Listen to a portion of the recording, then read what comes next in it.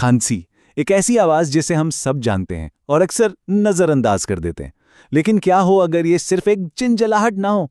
क्या हो अगर ये हमारे जिस्म का एक खुफिया पैगाम हो, एक ऐसा सुराग जो शायद एक बड़े तिब्बी मामले को हल कर सकता हो?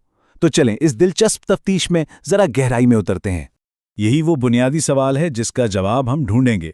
हम खांसी को एक तिब्बी जासूस के नुक्ता नज़र से देखेंगे, ये जानने के लिए कि ये सादा सी आवाज़ दरअसल क्या कह रही है। तो सबसे पहले बात करते हैं जिस्म के अलार्म सिस्टम की, यानी खांसी आखिर है क्या, और ये सिर्फ एक आम सी खांसी से बढ़कर क्यों है? तो सबसे पहली और अहम बात यह है कि खांसी खुद कोई बीमारी नहीं है, ये एक अलामत है, एक रद्द-ए-अमल। समझें कि ये जिस्म का एक तरीका है चीख कर कहने का कि भाई यहाँ कुछ गड़बड़ है, और ये उसकी दिफा की पहली लाइन है। और यहीं से हमारी वो जासूसी वाली बात शुरू होती है। अगर एक डॉक्टर एक जासूस है तो खांसी वो पहला सबसे वाज़ेह सुराग है जो उसे जाए वखुआ पर मिलता है। अब किसी भी अच्छे जासूस की तरह पहला काम क्या होता है? सुराग का तज्जिया करना। तो दूसरा हिस्सा है दौरानिये का सुराग। वक्त यानी कि ड्यूरेशन सबसे अहम सबूत है, और हमारी तफ्तीश असल में यहीं से शुरू होती है। देखें, मेडिकल की दुनिया में ना खांसी को वक्त की बुनियाद पर 3 हिस्सों में बांटा जाता है। अगर ये 3 हफ्तों से कम है तो इसे कहते हैं अक्यूट यानी शदीद खांसी। अगर 3 से 8 हफ्तों के बीच में है तो ये सब अक्यूट कहलाती है, और अगर ये 8 हफ्तों से भी ज्यादा चल रही है तो फिर ये क्रॉनिक यानी दायमी खांसी है, और इसके लिए तो फिर गहरी तफ्तीश की जरूरत पड़ती है। तीसरा हिस्सा आम मुश्तबा अफराद। अच्छा, अब जब हमारे पास टाइमलाइन आ गई है तो चलें देखते हैं कि हर किस्म की खांसी के पीछे कौन से मुजरिम छुपे हो सकते हैं। जो अक्यूट खांसी होती है ना, यानी 3 हफ्ते से कम वाली, उसके पीछे के मुश्तबा अफराद अक्सर इन्फेक्शंस होते हैं, जैसे आम नज़ला ज़ुकाम हो गया, फ्लू या फिर साइनसाइटिस। कभी कभी नमूनिया जैसी कोई संजीदा चीज़ भी हो सकती है। मतलब जिस्म इन्फेक्शन से लड़ रहा है और खांसी उसी लड़ाई का एक हिस्सा है। अब आती है सब अक्यूट खांसी, और ये बड़ी दिलचस्प है। अक्सर ऐसा होता है कि बीमारी तो खत्म हो जाती है लेकिन खांसी फिर भी रहती है। आप ऐसे यूं समझें कि ये इन्फेक्शन का एक भूत है जो पीछे रह गया है। मतलब हवा की नालियां अभी भी हसास हैं और खुद को ठीक कर रही हैं। लेकिन जब बात आती है दायमी यानी क्रॉनिक खांसी की, तो फिर जासूस को जरा गहराई में जाना पड़ता है। यहाँ 3 बड़े मुश्तबा अफराद हैं। पहला है पोस्ट नेजल ड्रिप। इसमें क्या होता है कि नाक के पिछले हिस्से से बलगम गले में गिरता रहता है और खराश पैदा करता है।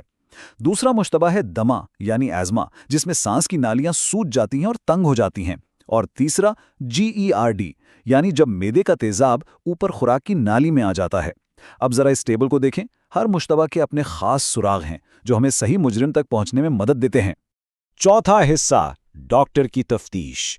तो एक डॉक्टर आखिर सबूत इकट्ठा कैसे करता है और केस तो हल कैसे करता है? चलें देखते हैं। ये तफ्तीशी अमल आमतौर पर 3 मरहलों में होता है। पहला कदम मरीज की गवाही सुनना, यानी खांसी की पूरी कहानी, कब शुरू हुई, कैसी है, वगैरह वगैरह। दूसरा कदम जाए वकू का मुआयना, यानी जिस्मानी मुआयना करना, खास तौर पर फेफड़ों को सुनना। और अगर फिर भी केस हल ना हो तो आता है तीसरा कदम, फॉरेंसिक टेस्ट जैसे एक्सरे, ताकि कोई छुपा हुआ सुराग भी मिल सके। पांचवा और आखिरी हिस्सा, वजह का इलाज, अलामत का नहीं। केस तो हल हो गया, अब वक्त है सही हल तलाश करने का। ये कहावत जो है ना, ये सारी बात का खुलासा है।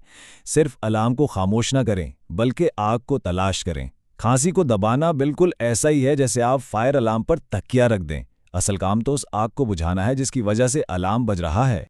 ये स्लाइड इस फर्क को बहुत अच्छे से दिखा रही है। बाएं तरफ देखें, ये हैं अलामती रिलीफ यानी आर्जी हल।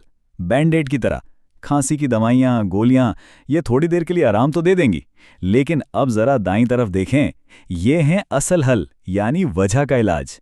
अगर मसला दमा है तो इन्हेलर काम आएगा, अगर GERD है तो तेजाब कम करने वाली दवाएं दी जाएंगी। मतलब इलाज सीधा मुजरिम को निशाना बनाता है। तो आखिर में बात यह है कि खांसी का मौसर इंतज़ाम खराक को दबाने का नाम नहीं है, बल्कि इस खराक का इस्तेमाल करके इस मुअम्मे को हल करना है जो जिस्म हमारे सामने रख रहा है। ये सोच का एक बिल्कुल मुख्तलिफ अंदाज है। तो अगली बार जब खांसी की आवाज आए तो उसे सिर्फ एक शोर समझकर नजरअंदाज मत करें। एक जासूस की तरह सोचें, जरा गौर से सुनें और खुद से पूछें, ये अलार्म क्या बताने की कोशिश कर रहा है? जिस्म कौन सा अहम सुराग दे रहा है? क्योंकि बाज़ औक़ात इस मामूली सी आवाज़ को समझना ही एक बड़े तिब्बी मामले को हल करने की चाबी साबित होता है। और जाहिर है, अच्छी सेहत की तरफ पहला कदम